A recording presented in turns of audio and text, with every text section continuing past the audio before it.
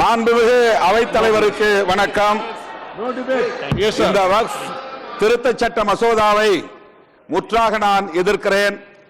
இது இஸ்லாமியர்களுக்கு மட்டுமல்ல, ஒட்டுமொத்த தேசத்திற்கே எதிரானது, தேச ஒற்றுமைக்கும் ஒருமைப்பாட்டுக்கும் எதிரானது, அரசமைப்பு சட்டத்திற்கு எதிரானது. ஆகவே இந்த சட்டத்தை விடுதலை சிறுத்தைகள் கட்சியின் சார்பில் மிக வன்மையாக எதிர்க்கிறேன்.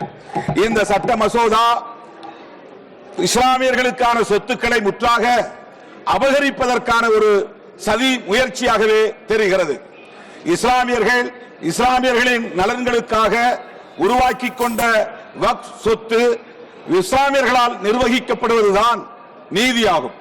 ஆனால் அதற்கென உருவாக்கப்பட்டிருக்கிற நிர்வாக குழுவில் இஸ்லாமியர் அல்லாதவர்களை வாரியத்தில் 11 பேரில் 7 பேரையும், சென்ட்ரல் கவுன்சில் என்கிற அகில இந்திய அளவிலான அவையில் 22 பேரில் 12 பேரையும் நியமித்துக் கொள்வதற்கான வாய்ப்பை இந்த சட்ட மசோதா வழங்குகிறது. இது எந்த வகையிலான நீதியாக இருக்க முடியும்? இஸ்லாமியர்கள் மீதான உங்கள் வெறுப்பு அரசியல் நாளுக்கு நாள் அதிகரித்து வருகிறது. இது ஒரு பாசிச தாக்குதலாகத்தான் நிகழ்ந்து கொண்டிருக்கின்றன. ஏற்கனவே சிஏஏ சட்டத்தை கொண்டு வந்தீர்கள், ஏற்கனவே பாபர் மசூதியை இடித்தீர்கள், ஏற்கனவே ஜம்மு காஷ்மீரை சிதைத்தீர்கள். இன்றைக்கு இப்படி ஒரு சட்டத்தை கொண்டு வந்து இஸ்லாமியர்களுக்கு எதிரான வெறுப்பு அரசியலை நீங்கள் விதைத்துக் கொண்டிருக்கிறீர்கள். இது வலதுசாரி பெரும்பான்மைவாத பாசிச தாக்குதல் என்று சுட்டிக்காட்டி இதை நான் வன்மையாக கண்டிக்கிறேன். மேலும் இஸ்லாமிய சமூகத்தினரின் ஒற்றுமையை சீர்குலைக்கும் வகையில் ஆகா காணிகளுக்கு தனி வக்ஃப் வாரியம் என்றும், ஷியா முஸ்லிம்களுக்கு தனி வக்ஃப் வாரியம் என்றும், போரோ முஸ்லிம்களுக்கு தனி வக்ஃப் வாரியம் என்றும் நீங்கள் அறிவித்திருப்பது மிக மோசமான ஒரு பாசிச தாக்குதலாகும்.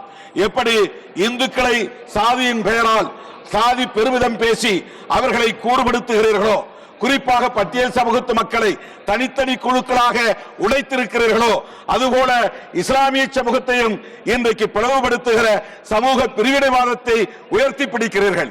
இந்த போக்கை விடுதலை சிறுத்தைகள் கட்சியின் சார்பில் மிக வன்மையாக நான் கண்டிக்க கடமைப்பட்டிருக்கிறேன். இஸ்லாமியர்களுக்கு எதிராக ஒரு சிறுபான்மை சமூகத்தை சார்ந்த பௌத்தராக இருக்கிற ரிஜிஜு என்கிற அமைச்சரை நீங்கள் பயன்படுத்துகிறீர்கள். ஜனநாயகத்தை கொன்று புதைப்பதற்கு ஜனநாயக வடிவத்தை கையில் எடுக்கிறீர்கள். அதுபோல இஸ்லாமியர்களின் ஒற்றுமையை சீர்குலைப்பதற்கு சிறுபான்மை சமூகத்தை சார்ந்த ஒரு அமைச்சரை கொண்டு பயன்படுத்துவது வன்மையாக கண்டிக்கத்தக்கது. புத்தகயாவில் மகாபோதி கோவிலில் அப்படித்தான் புத்திஸ்ட் அல்லாதவர்களை உறுப்பினர்களாக்கி வைத்திருக்கிறார்கள். அதை எடுக்க சொல்லி பிக்குகள் தொடர்ந்து போராட்டம் நடத்தி கொண்டிருக்கிறார்கள். ஆனால் இந்த அரசு அதை கண்டும் காணாமல் வேடிக்கை பார்த்து வருகிறது. இப்படி சிறுபான்மை மக்களை அச்சுறுத்தக்கூடிய நிலையில் உள்துறை அமைச்சர் அமித்ஷா நகைச்சுவையாக இங்கே பேசுகிறார். காங்கிரஸ் கூட்டணி கட்சிகளும் தான் இஸ்லாமியர்களை அச்சுறுத்துகிறீர்கள் வாக்கு வங்கிக்காக என்று ஒரு நியாயஸ்தரை போல இங்கே நடித்து காட்டுகிறார். இந்த போக்கை விடுதலை சிறுத்தைகள் கட்சி மிக வன்மையாக கண்டிக்கிறது. சாவர்கரின் கனவை நனவாக்குவதற்காக சாவர்கரின் தொண்டர்களாக இருக்கிற இன்றைய ஆட்சியாளர்கள் இஸ்லாமியர்களை சீர்குலைக்கிற, கிறிஸ்தவர்களை நசுக்குகிற, பௌத்தர்களை, சமணர்களை, சீக்கியர்களை அச்சுறுத்துகிற வகையில் இந்த ஆட்சியை நடத்தி கொண்டிருக்கிறார்கள். எனவே இது முற்றிலும் இந்திய ஒருமைப்பாட்டுக்கு எதிரானது, மத நல்லிணக்கத்திற்கு எதிரானது, புரட்சியாளர் அம்பேத்கர் அவர்களால் வகுத்தளிக்கப்பட்ட அரசமைப்பு சட்டத்திற்கு எதிரானது என்பதனால் இந்த சட்ட மசோதாவை நான் மிக வன்மையாக எதிர்க்கிறேன். இதை திரும்ப பெற வேண்டும் என்று வலியுறுத்தி வாய்ப்புக்கு நன்றி கூறி முடிக்கிறேன். நன்றி, வணக்கம். माननीय श्री राजा राम सिंह जी।